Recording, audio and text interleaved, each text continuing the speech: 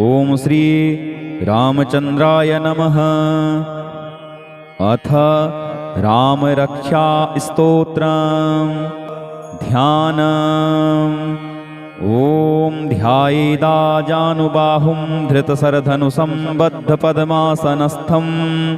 पीतं वासोवसानं नवकमलदलस्पर्धिनेत्रं प्रसन्नं वामाङ्कारूढसीता मुखकमलमिलल्लोचनं नीरदाभं नानालङ्कारदीप्तं दधतमुरुजटामण्डनं रामचन्द्रं। श्रीरामचन्द्राय नमः। अथ स्तोत्रम्। चरितं रघुनाथस्य शतकोटिप्रविस्तरम् एकैकमक्षरं पुंसां महापातकनाशनं ध्यात्वा नीलोत्पलश्यामं रामं राजीवलोचनं जानकीलक्ष्मणोपेतं जटामुकुटमण्डितं सासितूर्णधनुर्बाण पाणिं नक्तञ्चरान्तकं स्वलीलया जगत्त्रातुम् आविर्भूतमजं विभुं राम रक्षां पठेत् प्राज्ञः पापघ्नीं सर्वकामदां शिरो मे राघवः पातु भालं दशरथात्मजः कौशल्येयो दृशो पातु विश्वामित्रप्रियः श्रुते घ्राणं पातु मखत्राता मुखं सौमित्रिवत्सलः जिह्वां विद्यानिधिः पातु कण्ठं भरतवन्दितः स्कन्धौ दिव्यायुधः पातु भुजौ भग्नेशकार्मुकः करौ सीतापतिः पातु हृदयं जामदग्न्यजित् मध्यं पातु खरध्वंसी नाभिं जाम्बवदाश्रयः सुग्रीवे सह कटी पातु शक्तिनी हनुमत्प्रभुः ऊरू रघुत्तमः पातु रक्ष्यः कुलविनाशकृत् जानुनी सेतुकृत पातु जङ्घे दशमुखान्तकः पादौ विभीषणश्रीदः पातु रामोऽखिलं वपुः एतां रामबलोपेतां रक्ष्यां यः सुकृती पठेत् सचिरायुः सुखी पुत्री विजयी विनयी भवेत् पातालभूतलभ्योम चारिणः छद्मचारिणः न दृष्टुमपि शक्तास्ते रक्षितं रामनामभिः रामेति रामभद्रेति रामचन्द्रेति वा स्मरन् नरो न लिप्यते पापैः भुक्तिं मुक्तिं च विन्दति जगज्जयत्रेकमन्त्रेण रामनाम्नाभिरक्षितं यः कण्ठे धारयेत् तस्य करस्थाः सर्वसिद्धयः वज्रपञ्जरनामेदं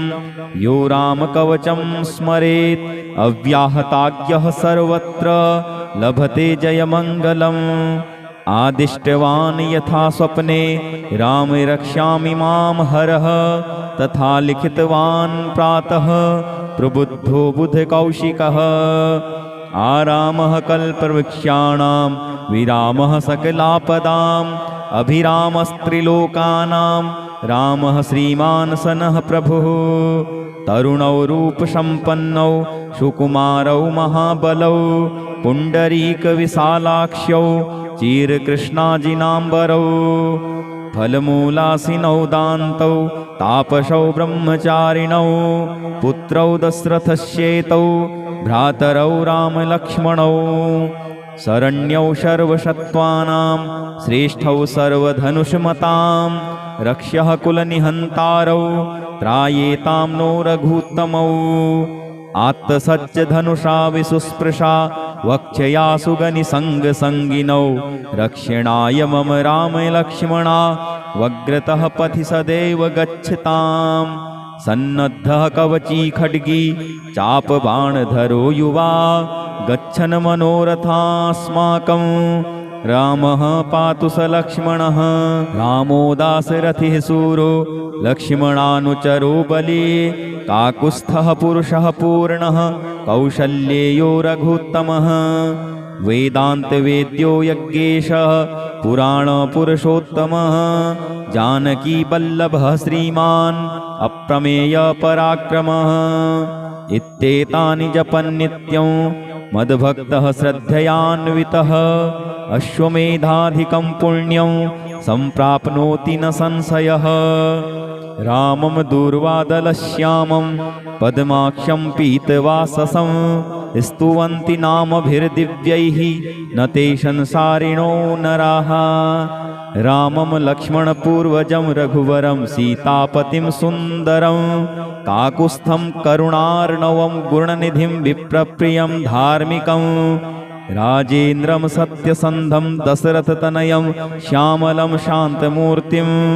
वन्दे लोकाभिरामं रघुकुलतिलकं राघवं रावणारिं। रामाय रामभद्राय रामचन्द्राय वेधसे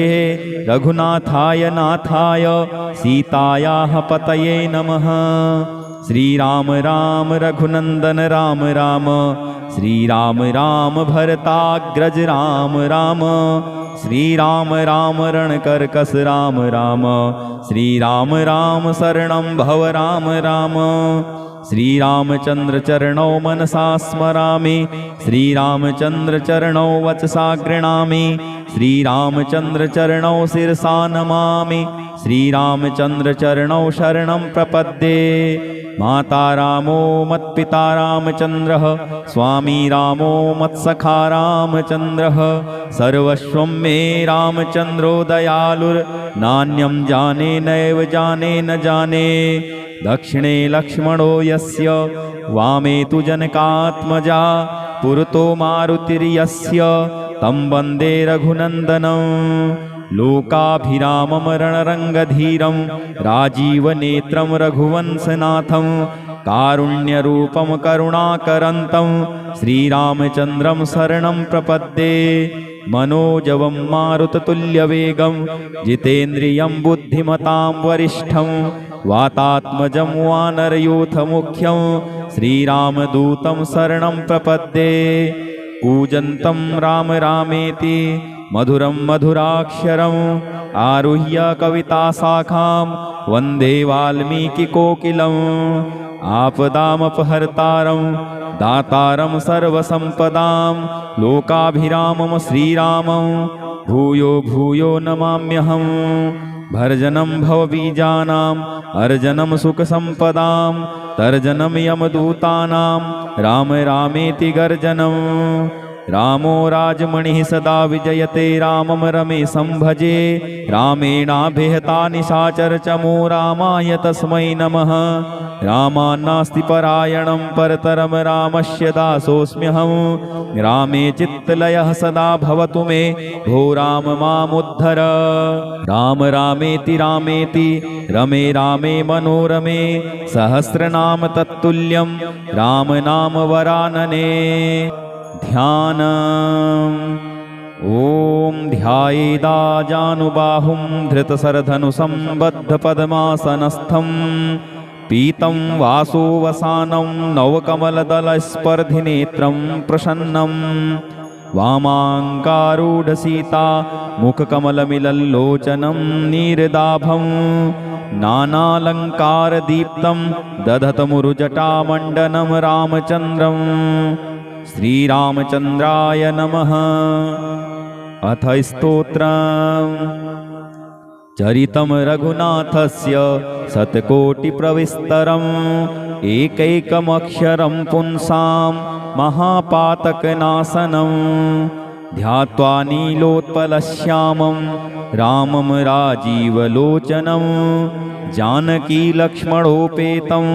जटामुकुटमण्डितं सासितूर्णधनुर्बाण पाणिं नक्तञ्चरान्तकं स्वलीलया जगत्त्रातुम् आविर्भूतमजं विभुं। रामरक्षां पठेत् प्राज्ञः पापघ्नीं सर्वकामदां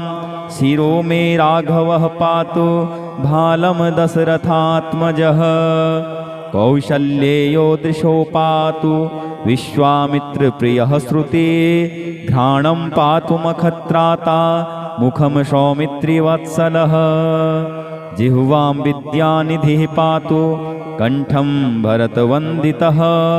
स्कन्धौ दिव्यायुधः पातु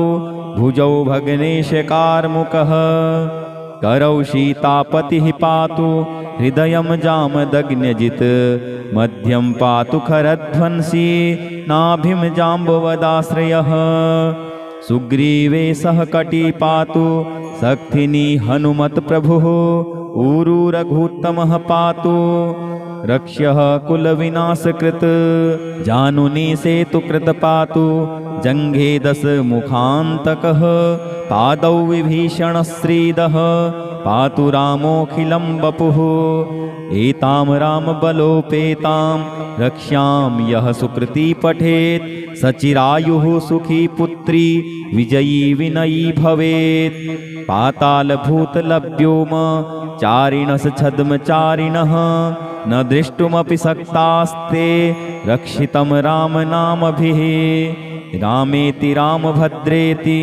रामचन्द्रेति वा स्मरन् नरो न लिप्यते पापैः भुक्तिं मुक्तिं च विन्दति जगज्जयत्रेकमन्त्रेण रामनाम्नाभिरक्षितं यः कण्ठे धारयेत् तस्य करस्थाः सर्वसिद्धयः वज्रपञ्जरनामेदं यो रामकवचं स्मरेत् अव्याहताज्ञः सर्वत्र लभते जयमङ्गलम् आदिष्टवान् यथा स्वप्ने राम रक्ष्यामि मां हरः तथा लिखितवान् प्रातः प्रबुद्धो बुधकौशिकः आरामः कल्पवृक्षाणां विरामः सकलापदाम् अभिरामस्त्रिलोकानां रामः श्रीमान् सनः प्रभुः तरुणौ रूपसम्पन्नौ सुकुमारौ महाबलौ पुण्डरीकविशालाक्ष्यौ चिरकृष्णाजिनाम्बरौ फलमूलासिनौ दान्तौ तापसौ ब्रह्मचारिणौ पुत्रौ दशरथस्येतौ भ्रातरौ रामलक्ष्मणौ शरण्यौ सर्वसत्त्वानां श्रेष्ठौ सर्वधनुष्मतां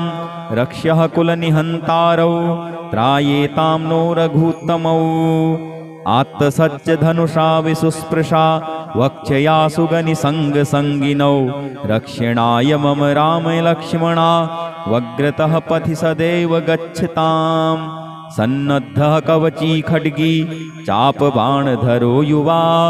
गच्छन् मनोरथास्माकं रामः पातु स लक्ष्मणः रामो दाशरथिः शूरो लक्ष्मणानुचरो बली काकुत्स्थः पुरुषः पूर्णः कौशल्येयो रघुत्तमः वेदान्तवेद्यो यज्ञेशः पुराणपुरुषोत्तमः जानकीवल्लभः श्रीमान् अप्रमेयपराक्रमः इत्येतानि जपन्नित्यं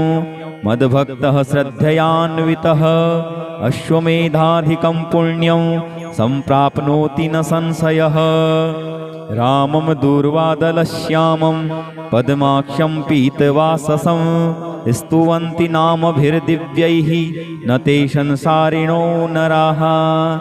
रामं लक्ष्मणपूर्वजं रघुवरं सीतापतिं सुन्दरं काकुत्स्थं करुणार्णवं गुणनिधिं विप्रप्रियं धार्मिकं राजेन्द्रं सत्यसन्धं दशरथतनयं श्यामलं शान्तमूर्तिं वन्दे लोकाभिरामं रघुकुलतिलकं राघवं रावणारिं रामाय रामभद्राय रामचन्द्राय वेधसे रघुनाथाय नाथाय सीतायाः पतये नमः श्रीराम राम रघुनन्दन राम राम श्रीराम राम भरताग्रज राम राम श्रीराम राम रणकर्कश राम राम श्रीराम राम शरणं भव राम राम श्रीरामचन्द्र चरणौ मनसा स्मरामि श्रीरामचन्द्र चरणौ वचसा गृह्णामि श्रीरामचन्द्र चरणौ शिरसा नमामि श्रीरामचन्द्र चरणौ शरणं प्रपद्ये माता रामो मत्पिता रामचन्द्रः स्वामी रामो मत्सखा रामचन्द्रः सर्वस्वं मे रामचन्द्रो दयालुर्नान्यं जाने नैव जाने न जाने दक्षिणे लक्ष्मणो यस्य वामे तु जनकात्मजा पुरतो मारुतिर्यस्य तं वन्दे रघुनन्दनं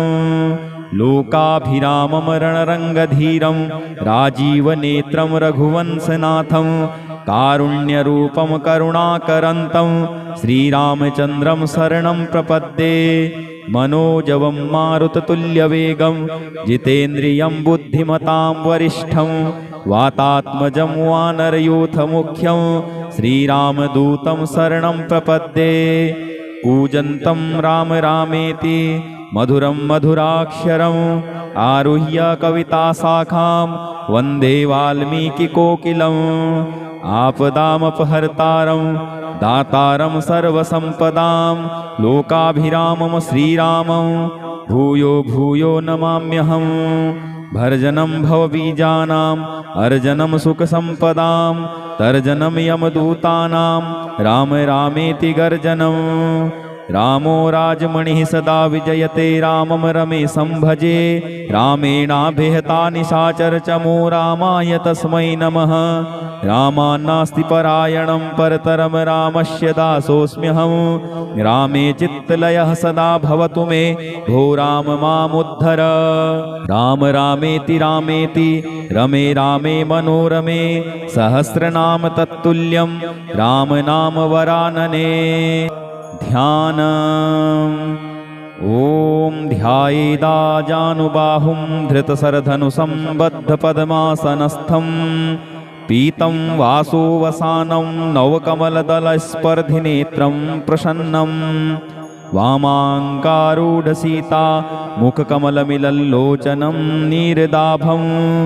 नानालङ्कारदीप्तं दधतमुरुजटामण्डनं रामचन्द्रम्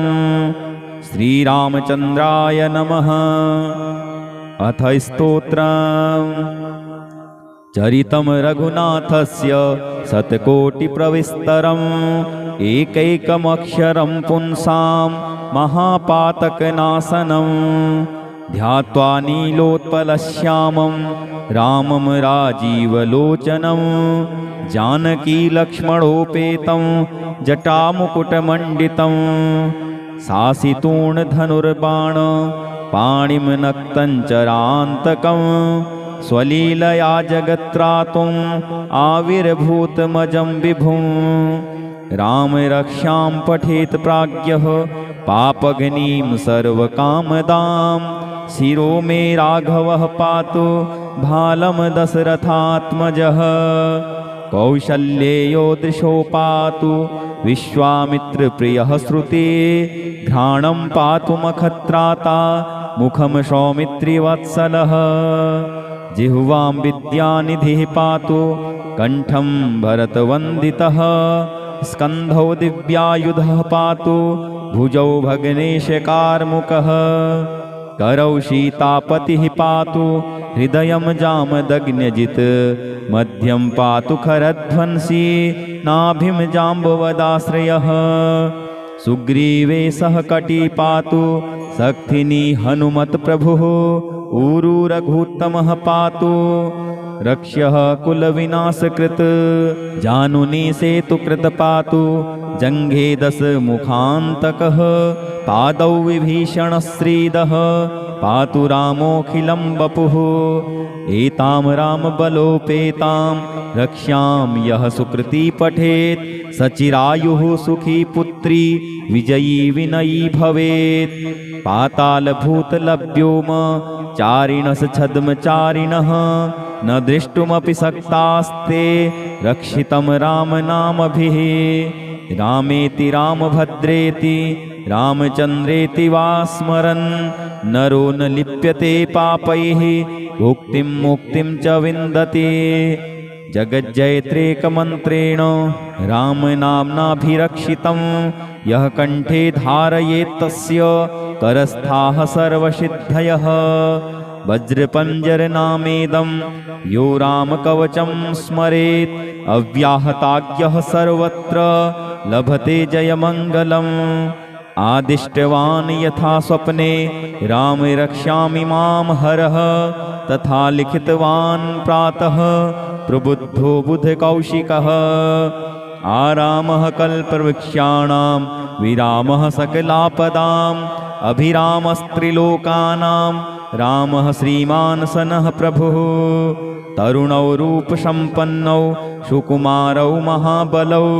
पुण्डरीकविशालाक्ष्यौ चिरकृष्णाजिनाम्बरौ फलमूलासिनौ दान्तौ तापसौ ब्रह्मचारिणौ पुत्रौ दशरथस्येतौ भ्रातरौ रामलक्ष्मणौ शरण्यौ सर्वसत्त्वानां श्रेष्ठौ सर्वधनुष्मतां रक्ष्यः कुलनिहन्तारौ त्रायेतां नो रघुत्तमौ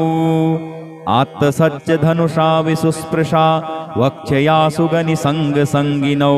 रक्षणाय मम रामलक्ष्मणा वग्रतः पथि सदैव गच्छताम् सन्नद्धः कवची खड्गी चापबाणधरो युवा गच्छन् मनोरथास्माकं रामः पातु स लक्ष्मणः रामो दाशरथिः शूरो लक्ष्मणानुचरो बली काकुत्स्थः पुरुषः पूर्णः कौशल्येयो रघुत्तमः वेदान्तवेद्यो यज्ञेशः पुराणपुरुषोत्तमः जानकीवल्लभः श्रीमान् अप्रमेयपराक्रमः इत्येतानि जपन्नित्यं मद्भक्तः श्रद्धयान्वितः अश्वमेधाधिकं पुण्यं सम्प्राप्नोति न संशयः रामं दूर्वादलश्यामं पद्माक्षं पीतवाससं स्तुवन्ति नामभिर्दिव्यैः न ते संसारिणो नराः रामं लक्ष्मणपूर्वजं रघुवरं सीतापतिं सुन्दरं काकुत्स्थं करुणार्णवं गुणनिधिं विप्रप्रियं धार्मिकं राजेन्द्रं सत्यसन्धं दशरथतनयं श्यामलं शान्तमूर्तिं वन्दे लोकाभिरामं रघुकुलतिलकं राघवं रावणारिं रामाय रामभद्राय रामचन्द्राय वेधसे रघुनाथाय नाथाय सीतायाः पतये नमः श्रीराम राम रघुनन्दन राम राम श्रीराम राम भरताग्रज राम राम श्रीराम राम रणकर्कश राम राम श्रीराम राम शरणं भव राम राम श्रीरामचन्द्र चरणौ मनसा स्मरामि श्रीरामचन्द्र चरणौ वचसा गृह्णामि श्रीरामचन्द्र चरणौ शिरसा नमामि श्रीरामचन्द्र चरणौ शरणं प्रपद्ये माता रामो मत्पिता रामचन्द्रः स्वामी रामो मत्सखा रामचन्द्रः सर्वस्वं मे रामचन्द्रो दयालुर्नान्यं जाने नैव जाने न जाने दक्षिणे लक्ष्मणो यस्य वामे तु जनकात्मजा पुरतो मारुतिर्यस्य तं वन्दे रघुनन्दनं लोकाभिरामं रणरङ्गधीरं राजीवनेत्रं रघुवंशनाथं कारुण्यरूपं करुणाकरन्तं श्रीरामचन्द्रं शरणं प्रपद्ये मनोजवं मारुततुल्यवेगं जितेन्द्रियं बुद्धिमतां वरिष्ठं वातात्मजं वानरयूथमुख्यं श्रीरामदूतं शरणं प्रपद्ये कूजन्तं राम रामेति मधुरं मधुराक्षरम् आरुह्य कविताशाखां वन्दे वाल्मीकिकोकिलम् आपदामपहर्तारं दातारं सर्वसम्पदां लोकाभिरामं श्रीरामं भूयो भूयो नमाम्यहम् भर्जनं भवबीजानाम् अर्जनं सुखसम्पदां तर्जनं यमदूतानां राम रामेति गर्जनम् रामो राजमणिः सदा विजयते रामं रमेशं भजे रामेणाभिहता निशाचरचमो रामाय तस्मै नमः रामान्नास्ति परायणं परतरं रामस्य दासोऽस्म्यहं रामे चित्तलयः सदा भवतु मे भो राम मामुद्धर राम रामेति रामेति रमे रामे मनोरमे सहस्रनाम तत्तुल्यं राम नाम वरानने ध्यानम् ॐ ध्यायेदाजानुबाहुं धृतशरधनुसम्बद्धपद्मासनस्थं पीतं वासोवसानं नवकमलदलस्पर्धिनेत्रं प्रसन्नं वामाङ्कारूढसीता मुखकमलमिलल्लोचनं नीरदाभं नानालङ्कारदीप्तं दधतमुरुजटामण्डनं रामचन्द्रं श्रीरामचन्द्राय नमः। अथ स्तोत्रम्। चरितं रघुनाथस्य शतकोटिप्रविस्तरम् एकैकमक्षरं पुंसां महापातकनाशनं ध्यात्वा नीलोत्पलश्यामं रामं राजीवलोचनं जानकीलक्ष्मणोपेतं जटामुकुटमण्डितं सासितूर्णधनुर्बाण पाणिं नक्तञ्चरान्तकं स्वलीलया जगत्त्रातुम् आविर्भूतमजं विभुं राम रक्षां पठेत् प्राज्ञः पापघ्नीं सर्वकामदां शिरो मे राघवः पातु भालं दशरथात्मजः कौशल्येयो दृशो पातु विश्वामित्रप्रियः श्रुते घ्राणं पातु मखत्राता मुखं सौमित्रिवत्सलः जिह्वां विद्यानिधिः पातु कण्ठं भरतवन्दितः स्कन्धौ दिव्यायुधः पातु भुजौ भग्नेशकार्मुकः करौ सीतापतिः पातु हृदयं जामदग्न्यजित् मध्यं पातु खरध्वंसी नाभिं जाम्बवदाश्रयः सुग्रीवे सह कटी पातु शक्तिनी हनुमत्प्रभुः ऊरू रघुत्तमः पातु रक्ष्यः कुलविनाशकृत् जानुनी सेतुकृत पातु जङ्घे दशमुखान्तकः पादौ विभीषणश्रीदः पातु रामोऽखिलं वपुः एतां रामबलोपेतां रक्ष्यां यः सुकृती पठेत् सचिरायुः सुखी पुत्री विजयी विनयी भवेत् पातालभूतलभ्योम चारिणः छद्मचारिणः न दृष्टुमपि शक्तास्ते रक्षितं रामनामभिः रामेति रामभद्रेति रामचन्द्रेति वा स्मरन् नरो न लिप्यते पापैः भुक्तिं मुक्तिं च विन्दति जगज्जयत्रेकमन्त्रेण रामनाम्नाभिरक्षितं यः कण्ठे धारयेत् तस्य करस्थाः सर्वसिद्धयः वज्रपञ्जरनामेदं यो रामकवचं स्मरेत् अव्याहताज्ञः सर्वत्र लभते जयमङ्गलम्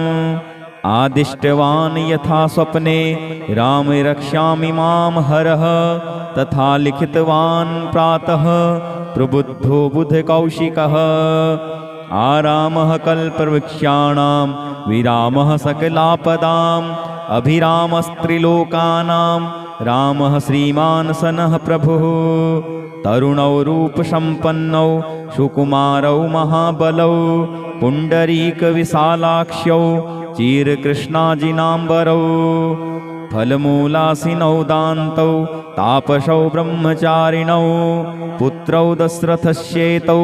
भ्रातरौ रामलक्ष्मणौ शरण्यौ सर्वसत्त्वानां श्रेष्ठौ सर्वधनुष्मतां रक्ष्यः कुलनिहन्तारौ त्रायेतां नो रघुत्तमौ आत्तसत्यधनुषा विसुस्पृशा वक्षया सुगनिसङ्गसङ्गिनौ रक्षणाय मम रामलक्ष्मणा वग्रतः पथि सदैव गच्छताम् सन्नद्धः कवची खड्गी चापबाणधरो युवा गच्छन् मनोरथास्माकं रामः पातु स लक्ष्मणः रामो दाशरथिः सूरो लक्ष्मणानुचरो बली काकुत्स्थः पुरुषः पूर्णः कौशल्येयो रघुत्तमः वेदान्तवेद्यो यज्ञेशः पुराणपुरुषोत्तमः जानकीवल्लभः श्रीमान् अप्रमेयपराक्रमः इत्येतानि जपन् नित्यं मद्भक्तः श्रद्धयान्वितः अश्वमेधाधिकं पुण्यं सम्प्राप्नोति न संशयः। रामं दूर्वादलश्यामं पद्माक्षं पीतवाससं स्तुवन्ति नामभिर्दिव्यैः न ते संसारिणो नराः। रामं लक्ष्मणपूर्वजं रघुवरं सीतापतिं सुन्दरं काकुत्स्थं करुणार्णवं गुणनिधिं विप्रप्रियं धार्मिकं राजेन्द्रं सत्यसन्धं दशरथतनयं श्यामलं शान्तमूर्तिं वन्दे लोकाभिरामं रघुकुलतिलकं राघवं रावणारिं। रामाय रामभद्राय रामचन्द्राय वेधसे रघुनाथाय नाथाय सीतायाः पतये नमः। श्रीराम राम रघुनन्दन राम राम श्रीराम राम भरताग्रज राम राम श्रीराम राम रणकर्कश राम राम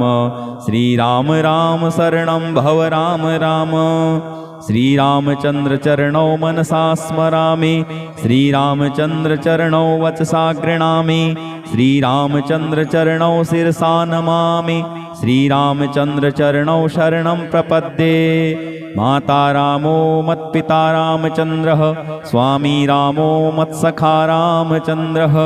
सर्वस्वं मे रामचन्द्रो दयालुर्नान्यं जाने नैव जाने न जाने। दक्षिणे लक्ष्मणो यस्य वामे तु जनकात्मजा पुरतो मारुतिर्यस्य तं वन्दे रघुनन्दनं। लोकाभिरामं रणरङ्गधीरं राजीवनेत्रं रघुवंशनाथं कारुण्यरूपं करुणाकरन्तं श्रीरामचन्द्रं शरणं प्रपद्ये। मनोजवं मारुततुल्यवेगं जितेन्द्रियं बुद्धिमतां वरिष्ठं वातात्मजं वानरयूथमुख्यं श्रीरामदूतं शरणं प्रपद्ये। कूजन्तं राम रामेति मधुरं मधुराक्षरम् आरुह्य कविताशाखां वन्दे वाल्मीकिकोकिलम्। आपदामपहर्तारं दातारं सर्वसम्पदां लोकाभिरामं श्रीरामं भूयो भूयो नमाम्यहम्। भर्जनं भवबीजानाम् अर्जनं सुखसम्पदां तर्जनं यमदूतानां राम रामेति गर्जनम्। रामो राजमणिः सदा विजयते रामं रमेशं भजे रामेणाभिहता निशाचरचमो रामाय तस्मै नमः। रामान्नास्ति परायणं परतरं रामस्य दासोऽस्म्यहं। रामे चित्तलयः सदा भवतु मे भो राम मामुद्धर।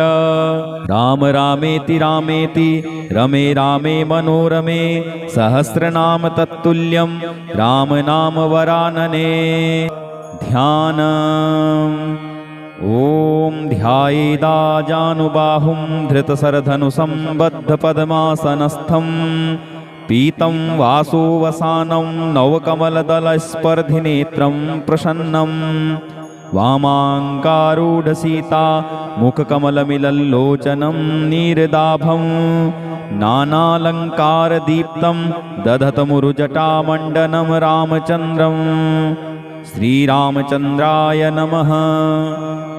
अथ स्तोत्रम् चरितं रघुनाथस्य शतकोटिप्रविस्तरम्